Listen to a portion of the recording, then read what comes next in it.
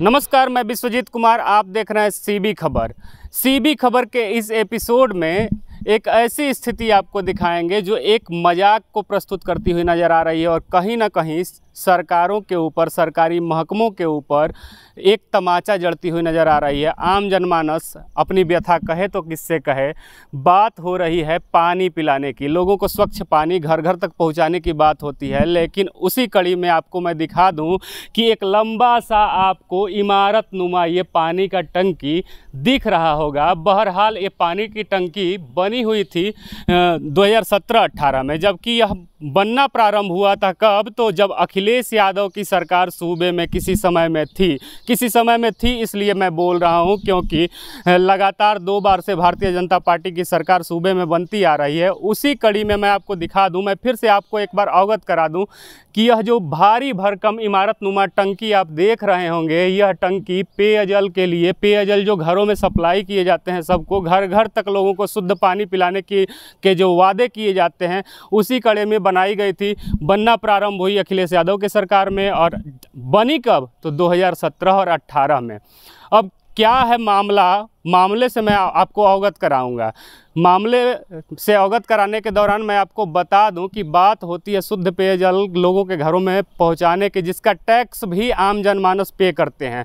लेकिन यदि शुद्ध पनिया सबके घरों में पहुंचा दिया जाएगा, लोग ये सप्लाई का पानी पीने लगेंगे, तो बिसलरी कौन पिएगा, एक्वाफिना कौन पिएगा?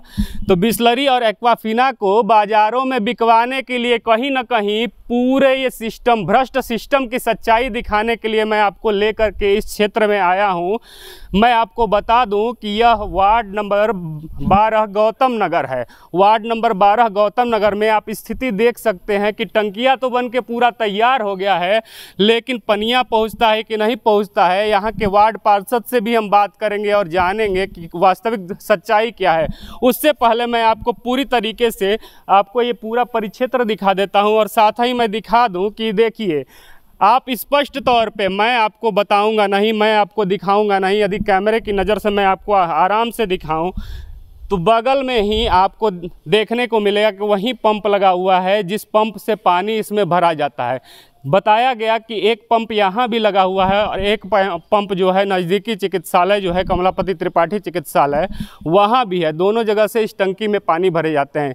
इसकी बनावट, इसकी आकृति देख करके आपको भलीभांति आभास हो गया होगा, ज्ञान हो गया होगा कि यदि ये टंकी पूर्ण रूप से संचालित हो जाती तो कितने घरों तक पानी पहुँचता।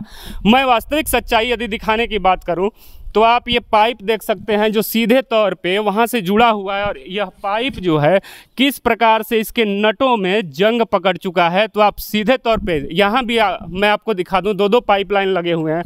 जब टंकी के निकट ही पाइपलाइन की स्थिति इस प्रकार की है और इस प्रकार के ये नट बोल्ट में आप देख सकते हैं कि जंग पकड़ चुका है, तो दूर की स्थिति क्या होगी। क्यों लोगों के घरों तक पानी नहीं पहुंच पा रहा है, इस टंकी का लाभ क्यों लोगों को नहीं मिल पा रहा है, इससे चर्चा करने के लिए हमारे साथ उपस्थित हैं वार्ड पार्षद। बहुत बहुत स्वागत है आपका। क्या परिचय है? जी नमस्कार, मैं महेश प्रसाद कश्यप, वार्ड नंबर 12 गौतम नगर सभासद। अच्छा, जहां हम उपस्थित हैं यहाँ यह टंकी लगभग 2017-18 तक बन चुका था, ऐसा जानकारी हम लोगों को मिला। इसका कितना लाभ जनता को मिलता है? जनता को 1% भी लाभ नहीं मिल पाया अभी तक। इसके लिए हमने नगर पंचायत को भी अवगत कराया। नगर पंचायत ने अपने माध्यम से वो ज़मीन जो उपलब्ध कराए थे नगर पंचायत जलकल विभाग को, जलकल विभाग जो है बनवा तो दिया टंकी, मगर जो है इनके 2 कार्यदायी संस्था थी। एक जो है ये आपका पानी टंकी बनवाए और दूसरा पाइपलाइन के लिए अलग ठेकेदार थे। पाइपलाइन का ही काम जो है पूरी तरीके से अवरुद्ध है, वो कहीं कहीं ब्लॉकेज है, वो लिंक न होने के कारण आज तक सप्लाई किसी को नहीं मिल पाई। और ये एक दूसरे के ऊपर ये लोग अपना जो है थोपते रहते हैं कि नहीं हमने काम पूरा कर दिया, जबकि ऐसा कुछ भी नहीं है। अब की स्थिति है ये है कि हमने जो है पता किया तो ये बोल रहे हैं कि अब हम गंगा प्रदूषण को हैंडओवर कर चुके हैं। अब जलकल विभाग के द्वारा ये जल निगम को किया गया, जल निगम के द्वारा गंगा प्रदूषण को किया गया, गंगा प्रदूषण के द्वारा भी जो है फीडबैक लिया गया, माननीय विधायक जी को अवगत कराया गया। विधायक जी यहाँ पे आए, सभी विभागों को भी बुलाए। उस समय भी इन लोगों ने आश्वासन दिया कि 1 हफ्ते में हम टंकी को चालू कर देंगे, लोगों को कनेक्शन देना शुरू कर देंगे, मगर ऐसा कोई भी कार्य अभी तक नहीं हो पाया।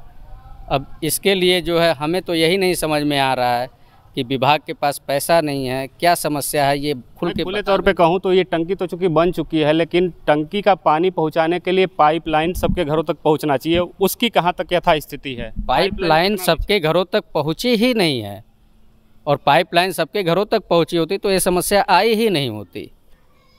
सबसे मूल समस्या पाइपलाइन न पहुंचना, और पाइपलाइन पहुंची होती तो सबके घरों में कनेक्शन हो चुका होता।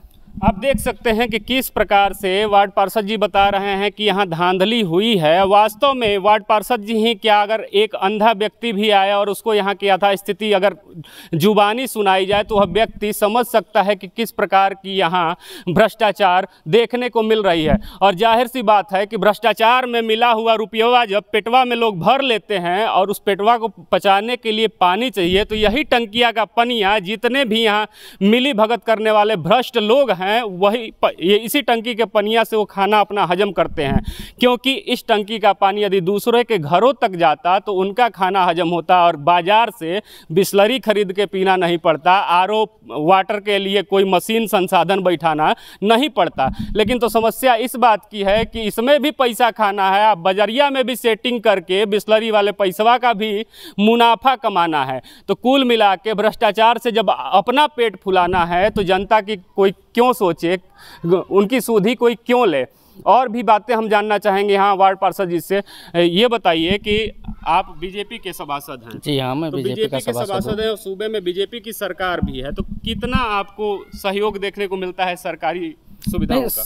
सरकारी सुविधाओं को सहयोग तो मिलता है, पर हमारे अनुमान से जो अफसर हमारे बैठे हुए हैं, पूर्व के अफसर, उनको मतलब रिश्वत खाने का जो है वो मुंह में लग चुका है, वो नहीं छूट रहा है लोगों से। अगर वो छूट जाता तो शायद बीजेपी की जो योजनाएं हैं वो ज़मीन पे नज़र आती। आप तो ये कह रहे हैं, लेकिन किसी समय में योगी जी ने कहा था, अभी तत्कालीन बयान था उनका कि हमारे कार्यकर्ता सुधर जाएं, अधिकारियों को तो हम सुधार देंगे। तो क्यों नहीं ये सुधार देखने को मिल रहा है?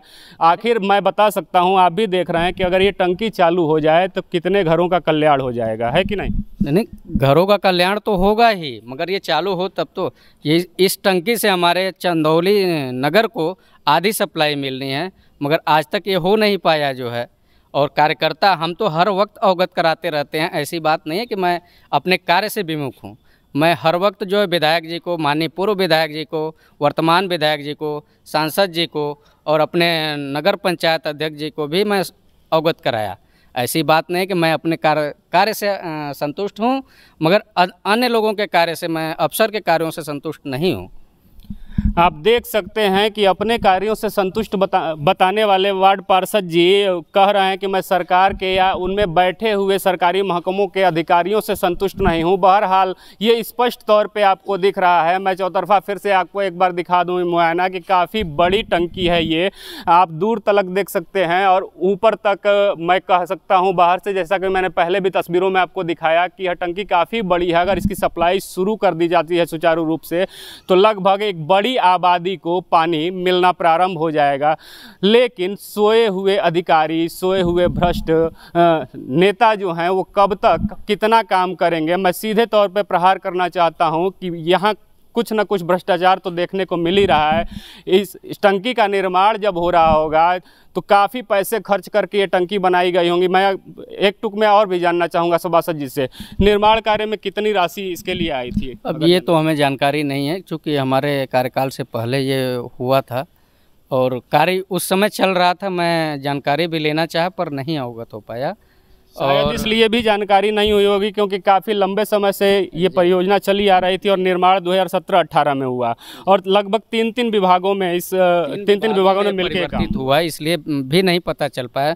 और आज के डेट में बात किया गया क्या कि इस फंड का कुछ रकम आपके पास बचा हो तो इसका कार्य शुरू कराया जाए, तो अधिकारियों से यही जवाब मिला कि इसके सारे फंड डिस्चार्ज हो चुके हैं, अब नहीं हैं।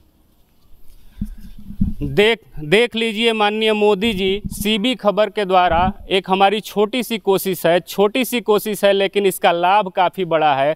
माननीय मोदी जी सूबे में बैठे हुए हमारे मुख्यमंत्री माननीय योगी जी, आप देख सकते हैं कि किस प्रकार से यहाँ भ्रष्टाचार का पूरा प्रारूप रचा गया है और लंबे समय से रचा गया है। तो आप देख सकते हैं और इसका निदान क्या होगा। बहरहाल ये सीबी खबर लगातार आपको आगे भी आकर के यहाँ का निदान उठाती रहेगी। देखते हैं कि इस खबर के बाद यहाँ के सोए हुए भ्रष्ट अधिकारी जगते हैं कि नहीं जगते हैं, और इस टंकी का जो संसाधन है, इसका परिचालन है, यह सुचारू रूप से शुरू कराया जाएगा कि नहीं कराया जाएगा। तब तक के लिए बने रहें, देखते रहें सीबी खबर। मैं विश्वजीत कुमार, कैमरे के पीछे हमारे सहयोगी राहुल के साथ। जय हिंद, जय भारत।